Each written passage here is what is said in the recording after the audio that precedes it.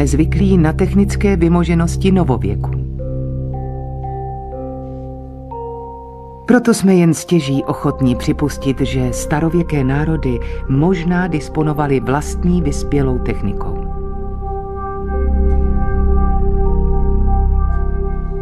Proč nám technické objevy starověku zůstávají skryté? Je to snad tím, že se díváme jinam, než bychom měli?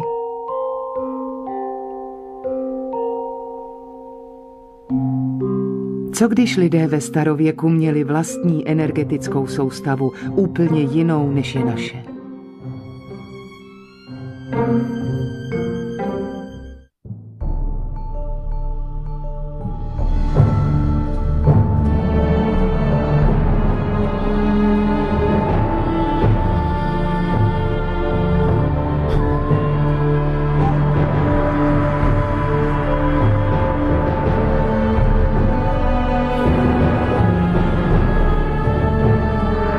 Česká televize uvádí kontroverzní cyklus kanadské profesorky Carmen Bulterové Pyramidy. Druhý díl Vyspělá technika.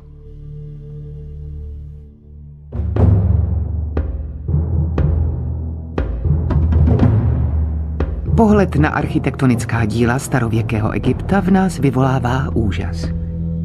Je zřejmé, že egyptské památky se svou monumentálností přinejmenším vyrovnají nejmodernějším stavbám současnosti. A přece je nám vštěpováno, že je vyspělá technika vymožeností novověku a že je vyloučeno, aby jí disponovaly i starověké národy. Dokud si budeme myslet, že lidé ve starověku neuměli využívat vyspělou techniku, tak ji ani nebudeme hledat. A přitom důkazy o tom přímo bijí do očí. Megalistická naleziště na celém světě mají určité společné rysy. Jejich stavitelé znali něco, co my neznáme. Proč se lidé vůbec pouštěli do obrovských megalitických staveb? Vždyť ani dnes pořádně nevíme, jak pohnout 200-300 tunovým kamenem. Natož pak před 4-5 tisíci lety. Začal jsem zkoumat megalitické stavby z hlediska elektromagnetismu a skutečně nacházel jsem tam energii, silnou a měřitelnou. Na posvátných místech se dějí podivné věci. Jsou to důkazy, že jsou i jiné fyzikální zákony, než které nás učí ve škole. Tisíce let stály pyramidy a sfinga jako stráž v otevřené poušti. A přece kolem pyramid v Gíze vyrostla v posledních letech zeď vysoká téměř 3 metry a dlouhá 32 kilometrů.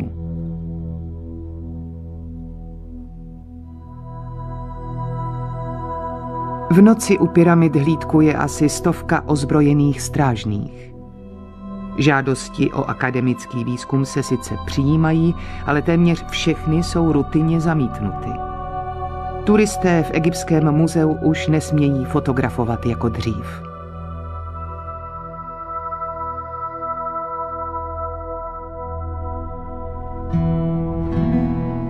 Egyptské památky jsou světovým dědictvím pod ochranou UNESCO. Proč je přístup k nim i jejich legitimní vědecký výzkum systematicky omezován?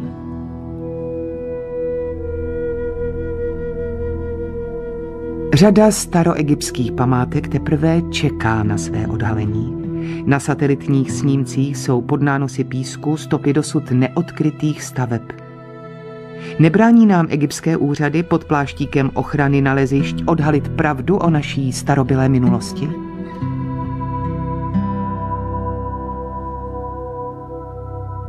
I přes přísná omezení archeologického výzkumu existuje stále ještě množství důkazů, že starověcí Egypťané měli vědomosti, které se časem vytratily. Tyto pyramidy bychom nedokázali postavit ani dnes. Nemáme příslušnou techniku. Nejsme nejvyspělejší civilizací, jaká tady kdy byla. A to si nejsme ochotni připustit. Proto si neumíme představit, že lidé ve starověku mohli být chytřejší než my. Hakima a Viana vychovali moudří starci, kteří žili v pásu klidu. Mluvili prastarým jazykem, kterým si z generace na generaci předávali příběhy z dávné minulosti. Zůstaly tak zachovány střípky vědomostí ze starověku. Moji kolegové učenci tvrdili, že Egypťané vzali provaz a omotali ho kolem kamenného kvádru, co vážil nejmíň 60 tun, a ten táhli pomocí zvířat po dřevěných špalcích. Tak to tvrdí učenci. Možná nikdy nebudeme dopodrobna znát tajemství stavby pyramid. Můžeme se však pokusit přehodnotit naše chápání kultury žijící ve zlatém věku a jejich hodnot.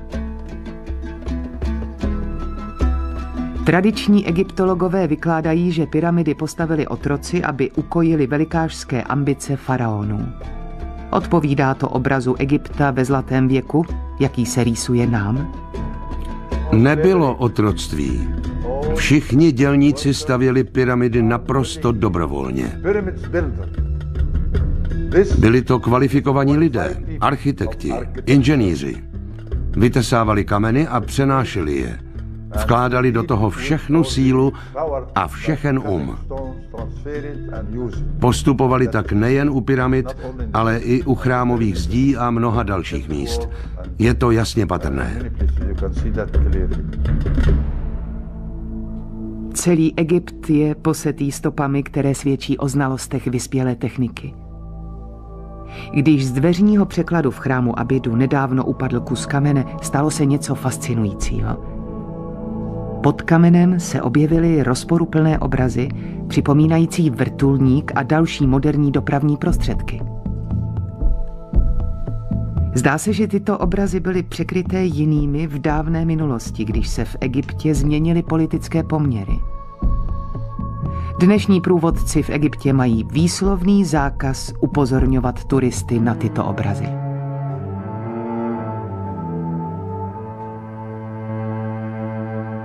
Podle většiny egyptologů jde o několik hieroglyfických nápisů z různých dynastických období, které se překrývají. Ale jako mnoho jiného v Egyptě je i toto vysvětlení sporné.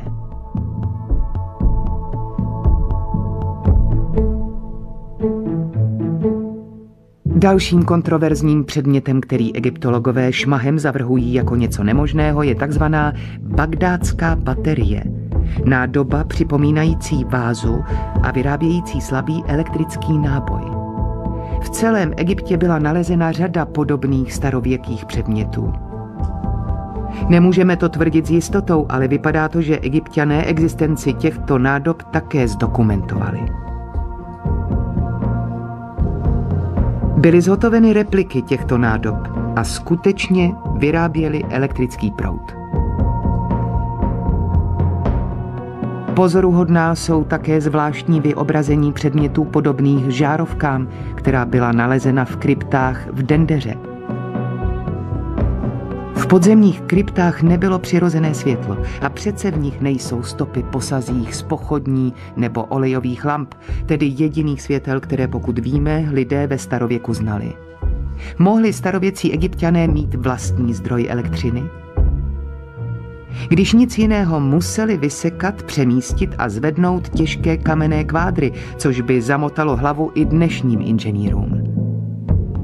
Co bylo jejich tajemstvím?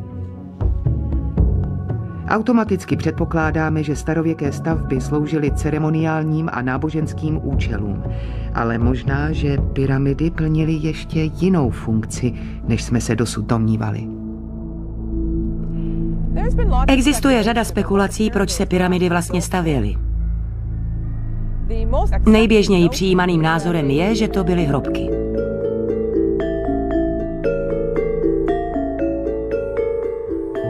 U Velké pyramidy je to mnohem složitější, než se většina lidí domnívá nebo je přesvědčena, včetně řady egyptologů, kteří ji prostě považují za hrobku faraona Chufua. To je myšlenka veskrze naivní z jednoho prostého důvodu. V pyramidách se nenašly mumie. Ani to, že se v pyramidách nenašla jediná mumie, ty lidi zřejmě nezvyklalo v přesvědčení, že to byly hrobky. Občas se odkazuje na nález něčeho podobného kamennému sarkofágu nebo truhly z překrásné žuly, ale ani to není v mých očích nezvratný důkaz, že sloužily jako hrobky. Mohly sloužit řadě jiných účelů.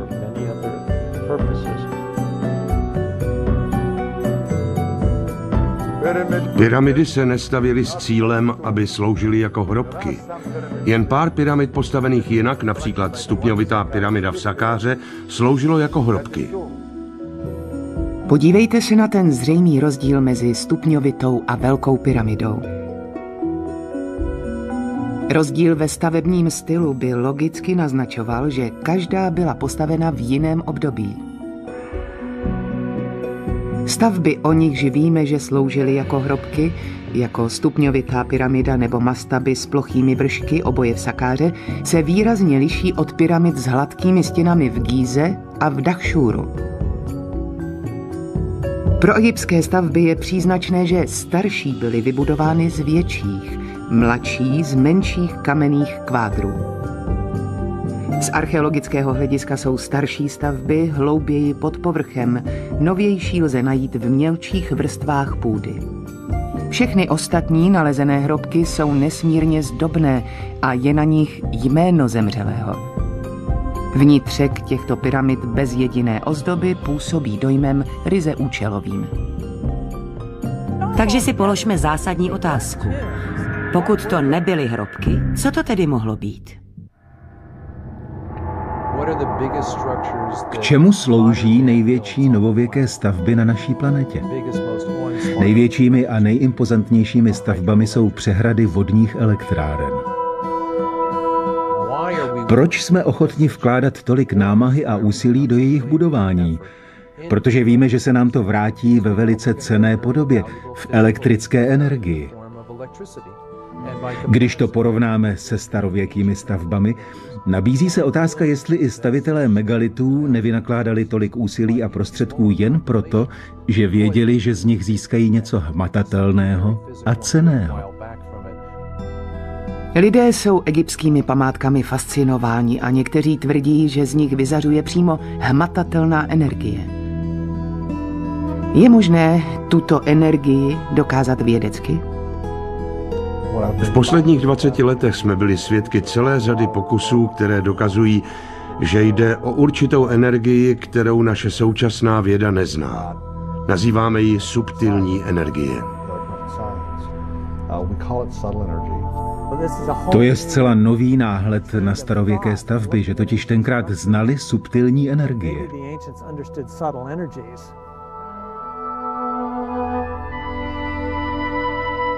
Jde možná o technologii, kterou snad znala megalitická kultura, tedy lidé, kteří stavěli z kamenných kvádrů. Celá populace se tím motivovala k mravenčímu úsilí, které do těch staveb vkládala. Nechci tím říct, že to byl jediný účel megalitických staveb, ale je zcela zřejmé, že to mohl být přinejmenším významný účel, proč se ty megality stavěly.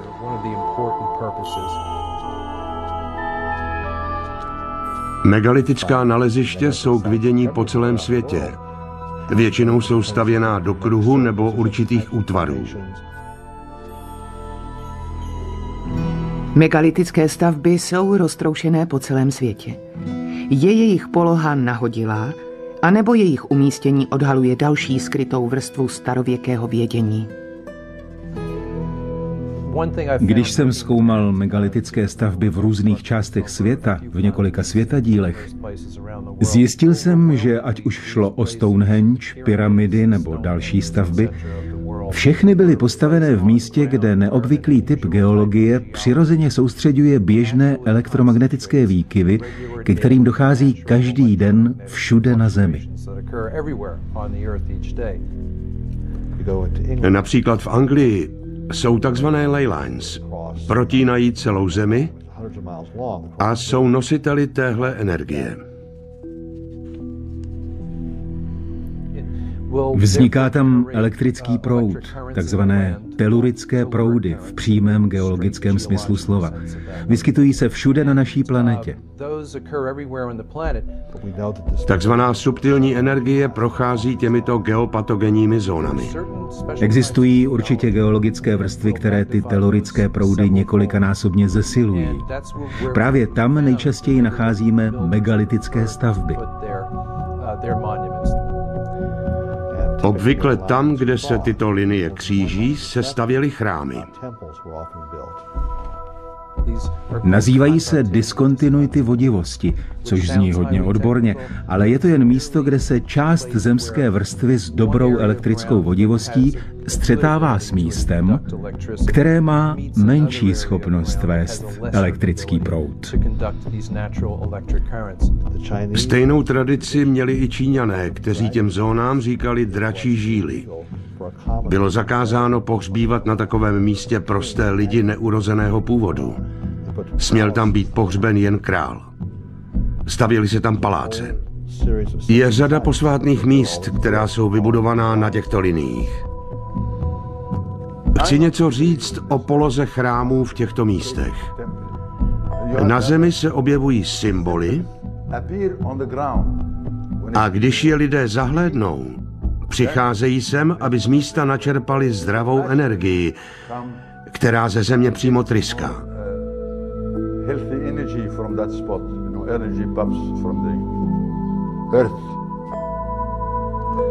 Zdá se, jako by se pokoušeli ovládnout tok této energie, spoutat ji a použít k vlastním účelům.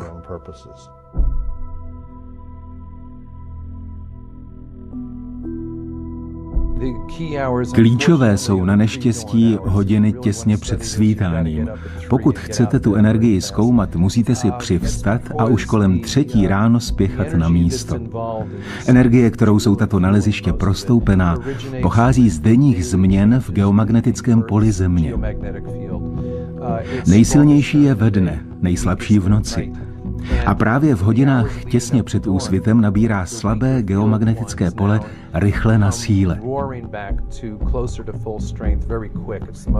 Je to skutečně nejdramatičtější část dne, pokud jde o změnu magnetické síly za hodinu.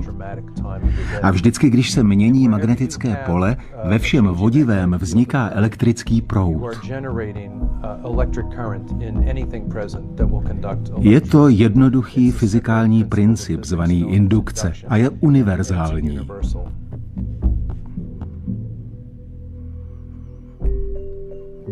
V běžném životě se nesetkáváme s velkými koncentracemi této energie. Obvykle se projevuje na vrcholech hor, na posvátných místech. Cítíte tam určitý klid a mír. Občas lidé na takových místech popisují mystické zážitky. Například vidí jinou dimenzi, nahlédnou do jiného časoprostoru. Číňané znají tento jev už dávno a nazývají ho čchy. Staré hinduistické texty mu říkají prána. Dlouhou tradici má i mezi jogíny. Ovlivňuje řadu různých procesů.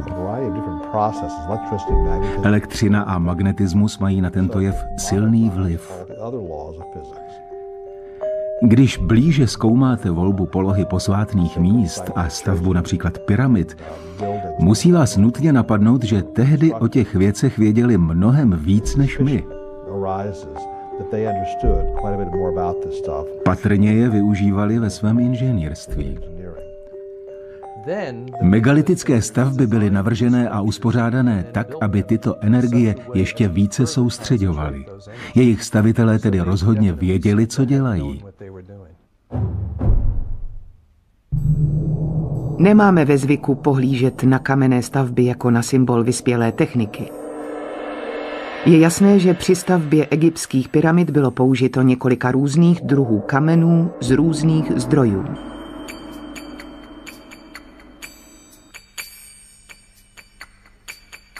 Sloužily odlišné vlastnosti kamenů nějakému účelu? Připadá mi úžasné, že jádro pyramid, přinejmenším v Gíze, je z jednoho druhu vápence. Byl to sice vápenec, který byl po ruce, ale shodou okolností je to také dolomitský vápenec, tedy vápenec s obsahem hořčíku, což je kov. A v důsledku toho je tento druh vápence docela slušný vodič elektřiny. Zvenčí byla pyramida obložena bílým turským vápencem, který ji měl samozřejmě zkrášlit, ale navíc neobsahuje tento druh vápence téměř žádný hořčík a je tedy mnohem horší elektrovodič. Složením má blíž k čistému uhličitanu vápenatému, což je základní složení vápence. Čistý uhličitan vápenatý vede elektřinu mnohem hůř než dolomit. Je zajímavé, že vnější obkladové kvádry byly vytesány s takovou přesností, že ani dnes po těch tisících let se mezi ně nevejde ani žiletka. Čili máme tady pyramidu s vysoce vodivým jádrem, obloženou v podstatě účinným izolátorem.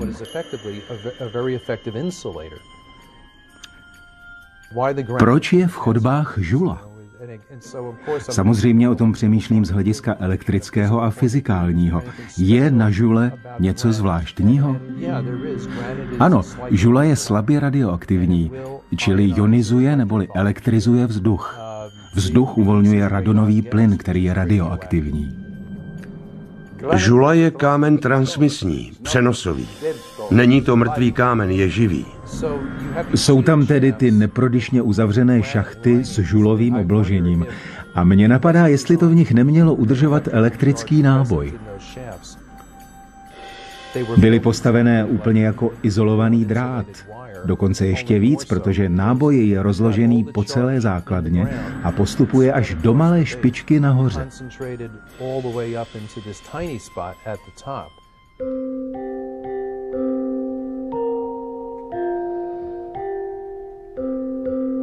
Nacházíme podobnosti ve 3 různých stavbách.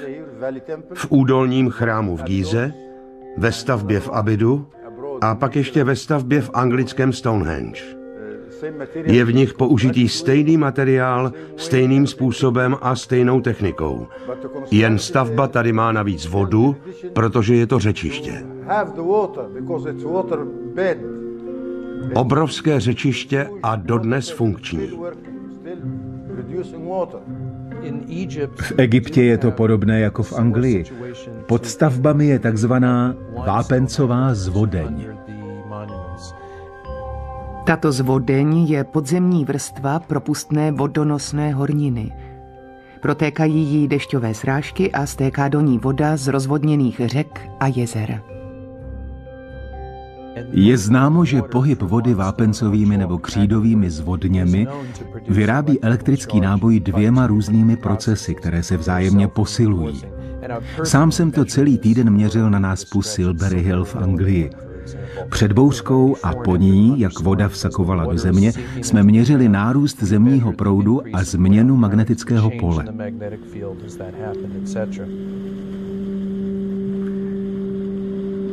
V Egyptě docházelo ke každoročnímu nárůstu a poklesu hladiny Nilu. A tento pohyb vody vápencovými vrstvami nahoru a dolů vytvářel elektrický náboj.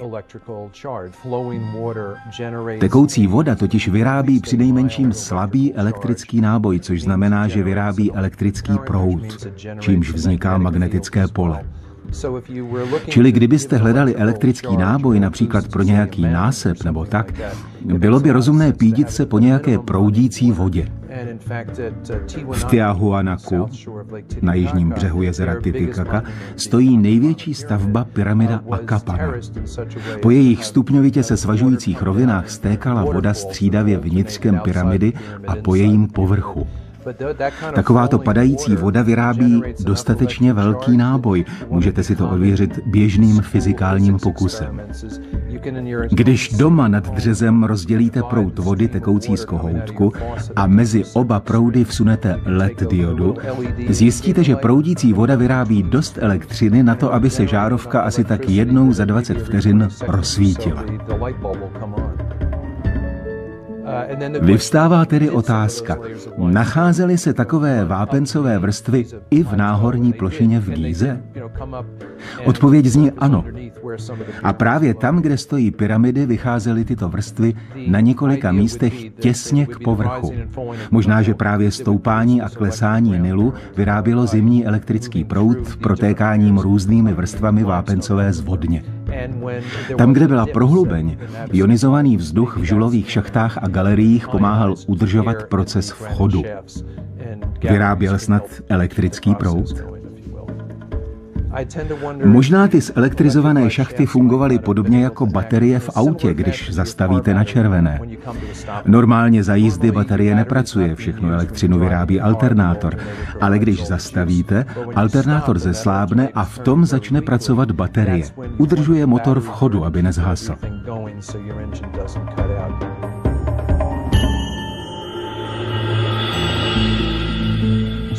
Takže ve špičce pyramidy nebo ve vrcholu pahorku je koncentrace záporného náboje ze země a nad ní koncentrace kladného náboje. A když jsou oba náboje dost silné, dojde k trsovému korónovému výboji. To znamená, že bude zářit jako kulový blesk například. Je to divoká teorie. Proč nejsou ve Velké pyramidě žádné nástěnné malby, žádná dekorace? Někteří lidé přišli s nápadem, že pyramidy jsou ve skutečnosti energetické přístroje. Přirovnávám to k tomu, že přece byste nevyzdobili vnitřek pečící trouby. Mluvil jsem se ženou, která strávila jistou dobu ve Velké pyramidě a okomentovalo to takhle. Cítila jsem se tam jako ve stroji. Nepřipadalo mi to jako nádherná svatyně, nýbrž jako něco ryze funkčního. Pak dodala něco velice výstižného. Cítila jsem se, že bych tam nechtěla být, když to běželo.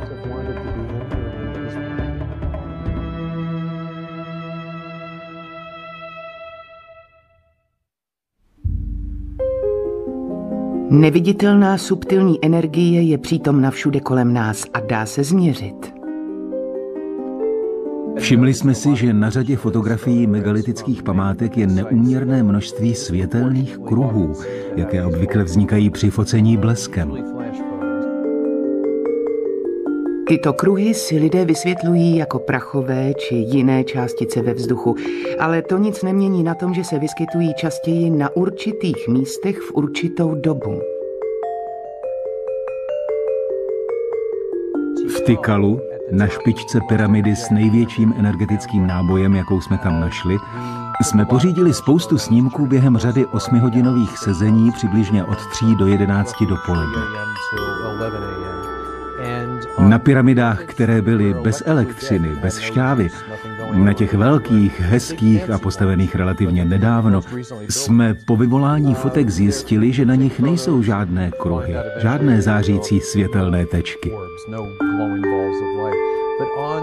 Ale u té nejstarší, na které jsme pracovali a získali řadu výsledků, která byla o 1200 let starší než ty větší a hezčí, se fotografie pořízené obyčejným foťákem s bleskem v době, kdy byl ve vzduchu nejsilnější elektrický náboj, doslova hemžily tečkami a kruhy světla. V den, kdy byl nejsilnější, jsem naměřil vyšší elektrický náboj, než jaký jsem naměřil v Anglii za bouřky. Nevíme, co ty kruhy jsou, ale domníváme se, že jde o shluky ionizovaného nebo zelektrizovaného vzduchu. Můžeme to přirovnat ke kulovému blesku, který je zelektrizovaný a molekuly v něm jsou natolik excitované, že září.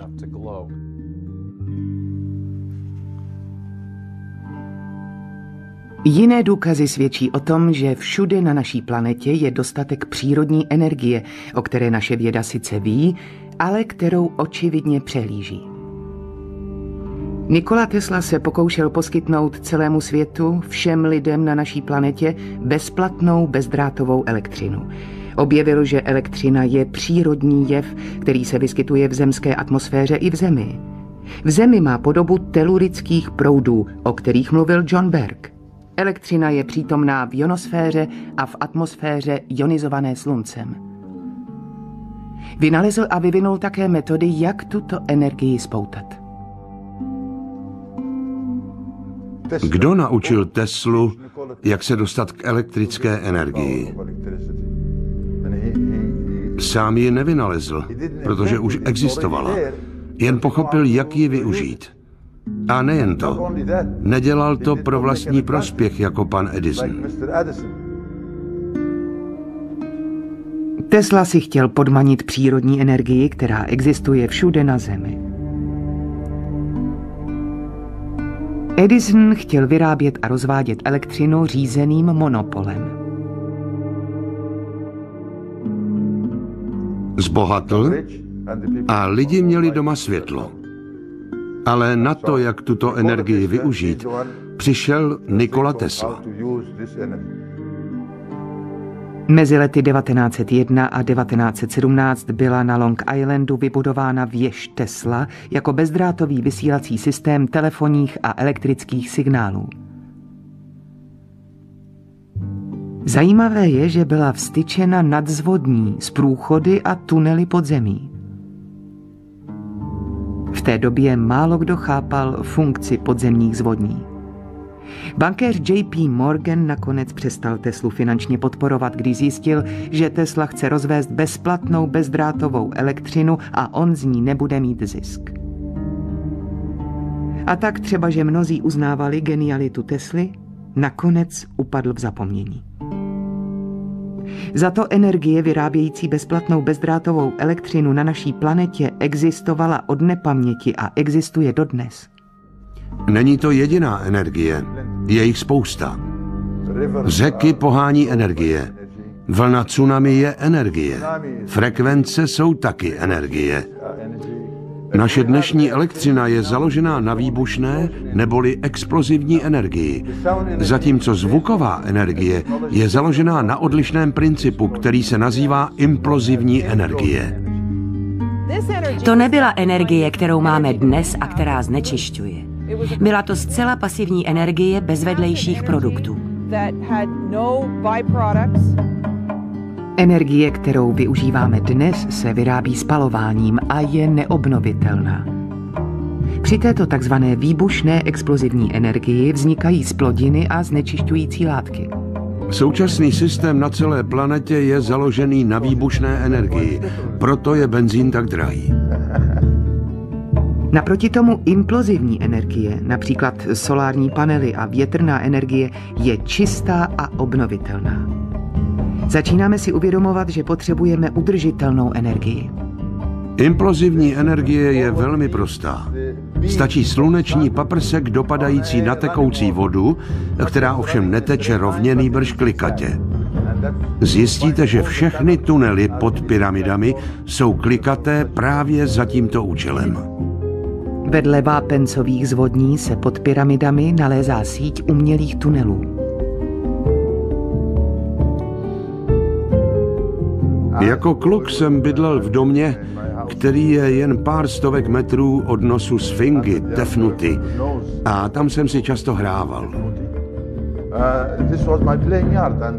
Znám ty tunely, procházel jsem nimi, plaval jsem v nich, prolézal jsem je a vím, že je to jeden ze způsobů vytváření energie.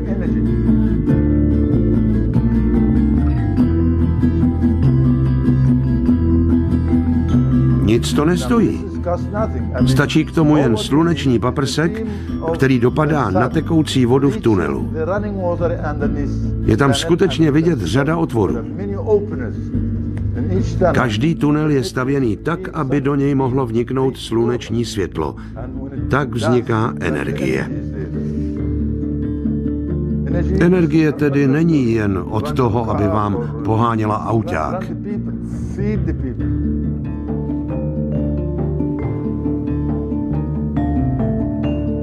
Jestliže jsou pyramidová pole pásu klidu a síť podzemních tunelů pořád tam, co kdysi, proč už nevyrábějí energii? V tom stavu, v jakém jsou pyramidy dnes, bez hladkého izolačního vnějšího obalu, propouštějí elektrický náboj asi tak jako chladič v autě vyrábí teplo. Pyramida je postavená tak, aby elektrický náboj tlumila. A přece existuje svědectví lidí, jako například Wernera Siemense, jednoho z průkopníků elektřiny. Pod jeho jménem známe jednotku elektrické vodivosti 1 Siemens. Někdy v 80. letech 19. století stál na vrcholu pyramidy a někdo si všiml, že když jeho arabský průvodce rozpřáhl paže s roztaženými prsty, bylo slyšet takové praskání. A když dlaně zavřel, ustalo to. Siemens doslova cítil tu elektřinu ve vzduchu a přímo na místě vyrobil něco na způsob leydenské láhve, což je jedno z nejstarších zařízení na uskladnění elektrického náboje. Otevřel láhev s vínem, namočil kus novin a mokrými novinami obalil tu láhev a zvedl ji nad hlavu. Držel ji, dokud z ní nezačaly sršet jiskry. V tu ránu ho jeho arabští průvodci obvinili z čarodějnictví a vrhli se na něj. Když se Siemens náhodou dotkl jednoho z nich tou nabitou láhví, srazil ho k zemi. Muž byl chvíli v bezvědomí. Pak všichni sešli dolů. Jinými slovy, byl tam vědec s odbornými znalostmi o elektřině v její rudimentární formě. Správně ji vycítil i v tom schátralém stavu, v jakém pyramida byla a dodnes je.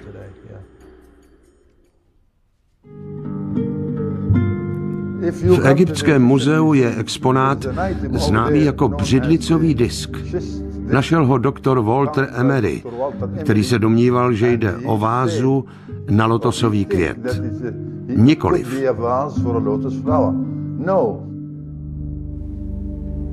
Břidlicový disk byl nalezen v sakáře v pohřební komoře, kterou nesmí nikdo navštívit, protože hrozí její zřícení.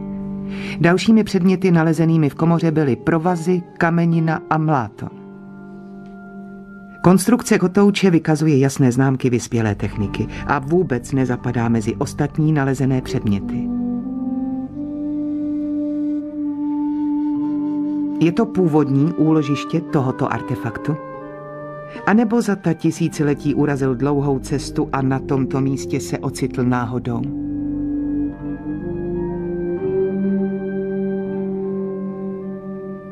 Sledujte dutý kamenný válec.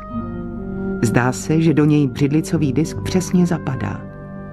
K tak preciznímu vyhloubení válce je zapotřebí složitých nástrojů. Čím to dělali Egypťané? Takhle vyhloubit kámen, to nelze kovovými nástroji, jako třeba bronzovým dlátem.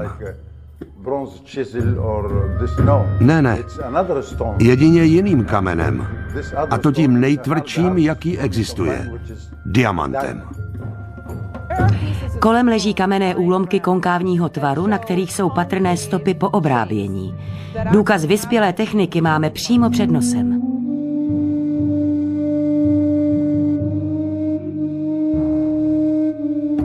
Podívejte se znovu na tyto předměty z křemene. Mohly mít kromě jedinečných a podivuhodných tvarů i jiný účel? Dnes je křemenný krystal základem nejrůznějších moderních technologií. Nejběžněji se používá v krystalových oscilátorech. Tato technologie využívá oscilujících frekvencí z drobných křemenných krystalů, které vibrují určitou rychlostí, charakteristickou pro každé zařízení. AM/FM rádia, kompaktní disky a DVD, počítačové procesory a Ethernet se opírají o křemenné krystaly. Co když lidé ve starověku tuto technologii znali a využívali ji v mnohem větší míře, než jakou si dnes vůbec umíme představit? Samozřejmě to nemůžeme tvrdit s jistotou, ale z toho, co jsme zatím viděli, můžeme vyvodit určité závěry. Energii lze vytvářet a využívat mnoha způsoby. Je to životodárná míza každé civilizace a je tedy významným nástrojem. V Egyptě je podél Nilu 67 staveb a ti, kteří mají oči, vidí podle tvaru té stavby těch rovných úhlů, že to je pyramida jako energetická stavba. Továrna na energii. To je pyramida. Nemohu se ubránit teorii, že měli v úmyslu nějak zduchovnit celou civilizaci. Jinými slovy, poskytnout lidem široce dostupnou energii na vysoké úrovni, protože se blížil věk úpadku. Podle mého názoru sloužily pyramidy a některé jiné stavby stejnému účelu jako dnešní pouliční lampy. Pokud žijete ve čtvrti, která nepatří mezi nejbezpečnější, tak uvítáte, když je v noci řádně osvícena. To byla v podstatě velká pyramida. Nebylo to světlo, aby lidem svítilo na cestu. Je to v podstatě zařízení, generátor vysílající a přenášející po celé planetě typ pole, které pozvedávalo celé lidstvo. Možná, že pyramidy měly sloužit jako jakási hráz proti úpadku. Říkejme jim duchovní obilnice, kde byla uložena emocionální, duchovní, duševní či jiná energie, zdroj síly, aby lidstvo neupadlo do barbarství, jak se nakonec stalo.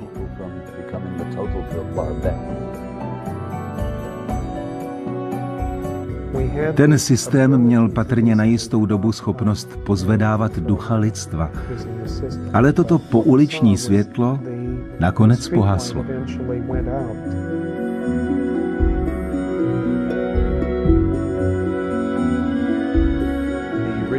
Původní vědomosti časem vymizely a pozdější stavitelé stavěli z ješitného rozmaru.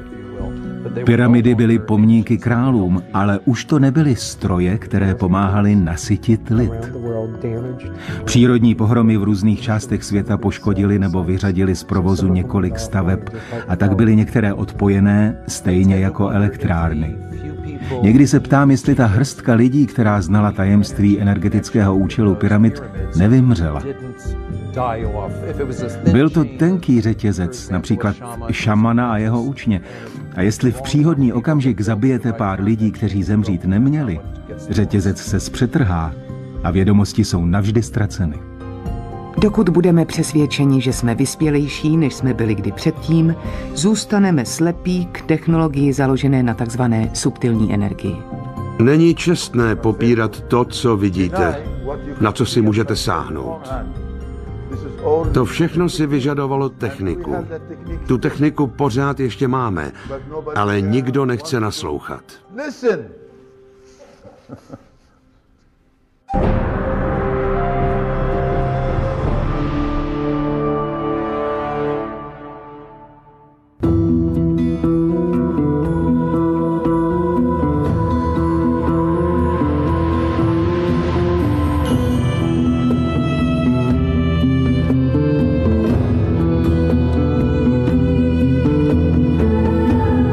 Na českém znění spolupracovali Petr Zvoníček, Ingrid Vichnarová, Renata Wolfová, David Vejraška, Lucie Juřičková, Zdeněk Mariška, Petr Lenděl, Babeta Čejková, Zuzana Trimlová, Dušan Jurčík, Václav Kvasnička, Vladimír Tišnovský a Jitka Vacková.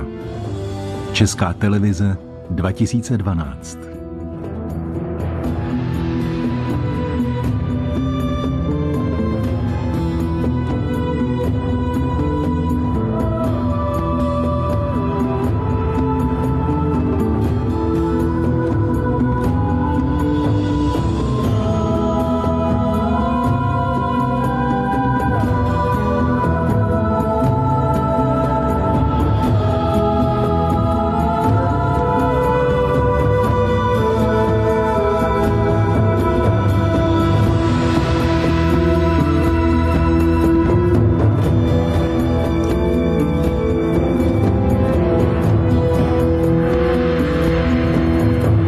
Památku Abdela Hakima Aviana.